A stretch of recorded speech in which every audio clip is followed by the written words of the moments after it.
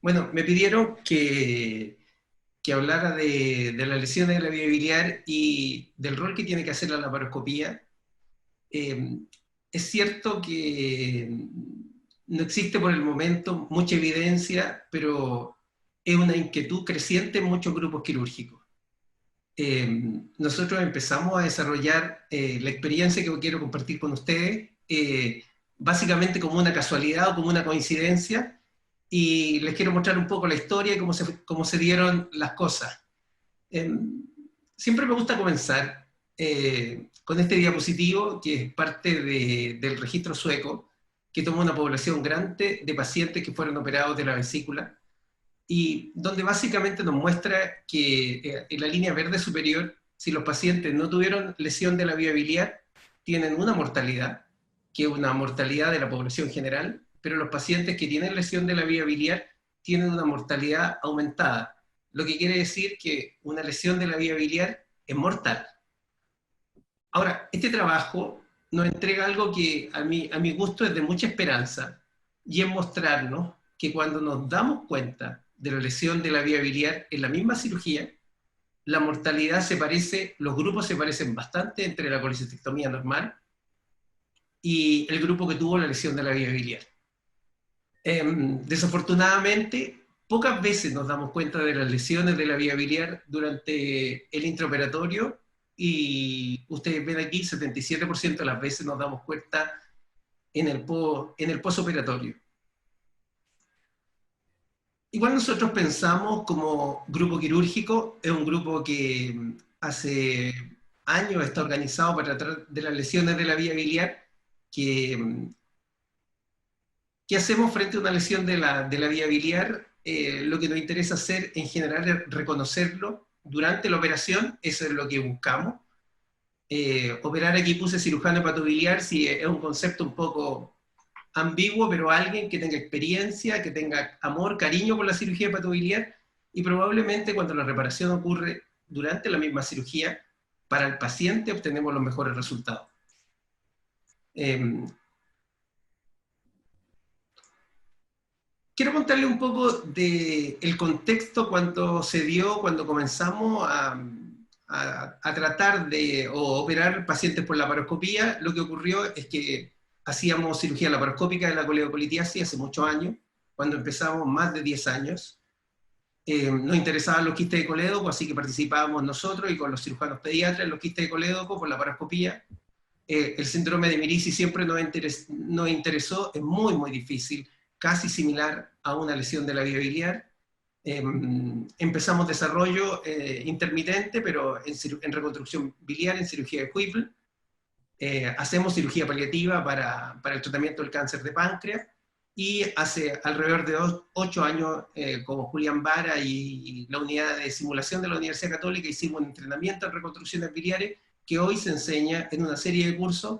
Así que el contexto de un grupo que hacía reparación de la vía biliar es un contexto bastante complejo, pero es un contexto donde nos acercamos mucho a las lesiones de la vía biliar. Eh, Como les dije, quiero compartir con ustedes cuál ha sido nuestra experiencia. Son 29 pacientes que hemos operado en este tiempo. Esto es parte de los pacientes que operamos de lesión de la vía biliar desde el año 2013. Y estos son los tipos de cirugía que hacemos. He hecho 19 reparaciones en IDRU y otras cirugías más simples, pero siempre hacemos un esfuerzo por hacer la cirugía más simple posible. Quiero aquí desglosarle un poco y contar y compartir con ustedes qué es lo que son nuestros enfermos. Tenemos estos enfermos que son los que más nos gustan, los que llamaríamos la reparación intraoperatoria, pero desafortunadamente son pocos. Tenemos lo que llamamos reparación precoz, que es dentro de los primeros 7 días, un poco de acuerdo con la literatura. Ahora aquí nosotros también hablamos de reparación intermedia, que son entre los 7 días y el mes, que tenemos 8 pacientes operados, que vamos viendo si es posible en esos enfermos darle una solución, y hablamos de reparación tardía, en general después de 3 meses o más, cuando ocurre esta situación, y esos son nuestros pacientes. Quiero mostrarles primero qué pasa con los pacientes que hacemos reparación intraoperatoria. Aquí en reparación intraoperatoria nos ha tocado hacer un par de pacientes bastante interesante, que son reparaciones de ductos segmentarios. Ninguno de estos pacientes es sintomático de los pacientes que hemos reparado en intraoperatorio, pero sí un par tienen estenosis, por lo menos medido desde el punto de vista de la resonancia neural magnética, sin ningún impacto, y esos pacientes la verdad que por el momento no los vamos a tratar, sino que los controlamos, seguimos con prueba hepática y con clínica y estudios de imagen. Quiero compartir con ustedes aquí un caso muy interesante. Es un caso intraoperatorio. Nos llama un colega que ve bilis en el curso de una colestectomía. Y ustedes pueden ver aquí, bueno, sacamos, era la vesícula y la vía biliar que estaba junta. Separamos la vía biliar de la vesícula. Aquí vamos a seccionar probablemente lo que corresponde al conducto cístico. Y vamos a volver la vía biliar a su posición normal. La vemos que en general no está de mala calidad. Miramos la vía biliar distal, que se ve claramente, pero con un margen un poco necrótico, y nuestro plan era hacer una reconstrucción, tal vez por una sonda T, pero nos encontramos en un problema habitual y frecuente, y es que el confluente biliar está destruido. Hicimos una pequeña reparación con la intención de salvarlo, pero no fue posible, así que optamos por seccionarlo, incluyendo el tejido necrótico. Ahí está el conducto hepático izquierdo.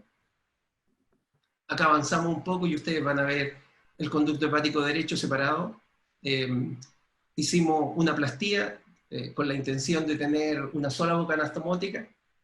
Y luego les quiero mostrar aquí parte de lo que hacemos de la reconstrucción. Es fundamental, a pesar de que no lo mostré, cómo uno elige el asa, por dónde asciende el asa, cuál es la tensión que tenemos en el asa, porque parte de una anastomosis, de una reconstrucción biliar, está determinado por eso. Y en este caso hacemos algunas variaciones de las técnicas de anastomosis, pero en este caso hicimos una anastomosis que yo hoy día llamo paracaídas, y que partimos colgando el asa con 3 puntos más o menos, de manera de que nunca toda el asa tenga la tracción sobre un punto, y de esa manera no le damos todo el trabajo a un punto inicial. Aquí ustedes pueden ver que le damos un poco de tensión al paracaídas y vamos cerrando con eso la anastomosis. Aquí vamos concluyendo en este caso la pared posterior, que la mayoría de las veces la hacemos en punto continuo. Cuando hacemos una reconstrucción, la pared anterior, yo diría que la práctica habitual es comenzar aquí en punto continuo, desde la derecha, y si las cosas se ponen más difíciles, colocamos algunos puntos separados, de manera de no cerrar completamente la anastomosis. Aquí vamos usando una serie de estrategias, astucias, el portaaguja hacia la derecha e izquierda, de manera como mejor se presente la sutura. Usamos, yo le diría que la mayoría de las veces, 2 hebras que se van a encontrar aquí en la porción derecha de la anastomosis. Esta técnica la pusimos a punto en el laboratorio de simulación y es algo muy similar a lo que enseñamos de técnica de reconstrucción biliar. Cuando hacemos una reconstrucción, dejamos una gasa de rutina que muestra muy claramente si tenemos filtración biliar, en este caso no tenemos, y luego dejamos un drenaje en el postoperatorio que, según la evolución, lo retiramos. Eso con respecto a los pacientes precoces. Aquí quiero mostrarles un paciente que nos tocó operar en el periodo intermedio. Esta es una periodo precoz, una paciente que operamos al 4º día después de una colestectomía por laparoscopía. Tenía un biliperitoneo clínico, tenía completamente desgarrada la unión cístico-coleociana. Pensamos mucho qué hacer, pero nos pareció que la medida más simple que resolvía su problema era utilización de una sonda T o sonda Kerr, y eso fue lo que colocamos. También les quiero mostrar acá una resonancia que hicimos varios años después. Esta paciente nunca tuvo un síntoma ni alteración de prueba hepática. Si bien es cierto, es una de las 2 pacientes de nuestro grupo que han hecho un litigio, pero es una paciente que desde el punto de vista de sus resultados fue completamente satisfactoria. Este grupo de pacientes probablemente, aquí las cosas, si uno analiza la primera parte, los pacientes, yo pienso, y la evaluación es que están bastante bien, pero aquí las cosas se empiezan a poner peor desde el punto de vista de los resultados que hemos tenido con la paroscopía. Aquí aparecen más pacientes sintomáticos, aquí tenemos más filtración, aquí tenemos más estenosis, aquí tenemos más reoperación. Puse aquí un asterisco para acordarme, pero aquí tenemos una reoperación y un paciente que fue tratado con una dilatación endoscópica, que tenía litiasis y estenosis, y un paciente fue reoperado. Quiero mostrarle aquí un paciente que nos tocó tratar en nuestro hospital, día 10 después de una colectomía por la paroscopía. Lo habitual, el paciente se va de alta y vuelve. El paciente tiene un biliperitoneo difuso, pero sin mucho proceso inflamatorio. Hacemos lo que hacemos tradicionalmente, desarmamos el plastrón, vamos a buscar, si uno quiere ver lo que una lesión de la vía biliar, tiene que ir a buscar, y se aprecia lo que parece ser una lesión aquí en la cara anterior de la vía biliar. Si existe un borde desvitalizado, no es inhabitual que resequemos el borde desvitalizado. Aquí la vía biliar intrahepática se ve un lumen bueno, de buena calidad, y aquí recurrimos de nuevo a la historia que teníamos, y la historia era hacer cirugía de la vía biliar, de la coledocolitiasis, y hacemos cierre primario, yo diría ahora hace más de 15 años, y es la misma estrategia que usamos una sutura ida y vuelta, en este caso PDS 6.0. Luego en este paciente vamos a mirar cuál es la calidad de la sutura, que se ve satisfactoria. Vamos a realizar una colangiografía intraoperatoria, que es de buena calidad, y esta paciente meses después realizamos una resonancia nuclear magnética, que ustedes ven que no tiene ningún defecto. Esta paciente tampoco, nunca más tuvo un problema, también ha seguido control, pasó prácticamente inadvertido este hecho. Reparación tardía. Al principio pensábamos que no íbamos a hacer reparación tardía, pero obviamente nos fuimos entusiasmando, y por sorpresa tenemos un grupo importante de enfermos que hacemos reparación tardía, pero sí, claramente en este grupo tenemos problemas, enfermos sintomáticos que han requerido reoperaciones o que han requerido tratamientos adicionales, pacientes que han presentado más filtración y pacientes que tienen estenosis que requieren algún tipo de tratamiento. Aquí les quiero mostrar una paciente muy interesante. Esta es una resonancia nuclear magnética que muestra una variante anatómica probablemente que tiene una lesión. Tenía 4 meses desde su cirugía inicial. Aquí tenemos el trayecto fistuloso, así que usamos el trayecto fistuloso como guía. Retiramos algunos clips que suelen ser el lugar donde está la vía biliar. Utilizamos aquí el plano de la vena porta, que el plano que nos orienta donde está la vía biliar. Aquí encontramos en la fístula. Por favor, este lugar no es donde hay que hacer nunca una anastomosis. Si uno hace una anastomosis en la fístula, eso es igual a un fracaso. Y aquí la dificultad de esta cirugía estuvo en separar la arteria hepática de la vía biliar. Ustedes ven aquí una imagen de la resonancia y una colangia intraoperatoria que no son iguales. Nos faltaba un conducto biliar, probablemente el conducto posterior. Así que yo tuve que esperar un poco, hacer tiempo, y llamé a la doctora Meje, que es una colaboradora permanente, que me viniera a hacer una ecografía y que me dijera dónde estaba el conducto olvidado. Mientras tanto, disecamos el confluente y lo trajimos un poco a nosotros, y es así como después de un rato ya llegó, hicimos una ecografía intraoperatoria, y le pareció que estaba en una relación parte del conducto. Hicimos lo que hacemos de costumbre, que es resecar la cicatriz. Una anastomosis sobre una cicatriz es igual a un fracaso. Y ustedes pueden ver que tenía razón la doctora Meji, que había un conducto que estaba olvidado, que da un líquido de aspecto purulento, que representa una parte del conducto hepático derecho en esta variante anatómica. Y al otro lado, en este paciente tiene el conducto hepático izquierdo y otro conducto probablemente parte del anterior. Hicimos una plastía de manera de tener una boca anatomótica más coherente y una reconstrucción biliar en el caso de este paciente.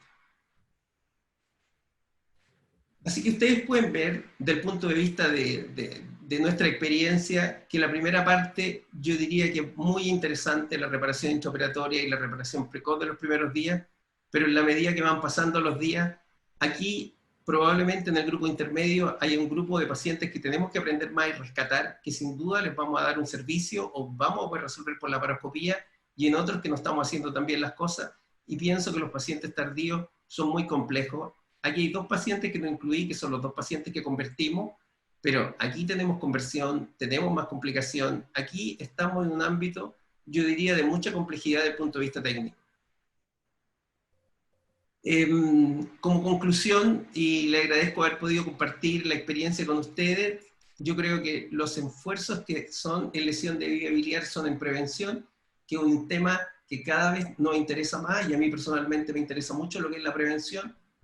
En el diagnóstico precoz tenemos que hacer colangiografía y tenemos que hacer diagnóstico en ese momento para poder darle una solución tanto por vía abierta y laparoscópica. Los mejores resultados se van a obtener para el paciente en el momento de la intervención quirúrgica, y los pacientes que son reparados de manera precoz por un equipo dedicado al manejo de las lesiones de la vía biliar podrían beneficiarse de un abordaje laparoscópico. Yo creo que algo que está en evolución, pero sin duda está creciendo porque muchos grupos tienen el interés de desarrollar este tema. Siempre me gusta compartir con ustedes esta imagen de que son los pacientes que nos han acompañado durante muchos años y que nos han hecho aprender y crecer y sacar distintas experiencias. Y le agradezco una vez más la invitación a participar en este curso.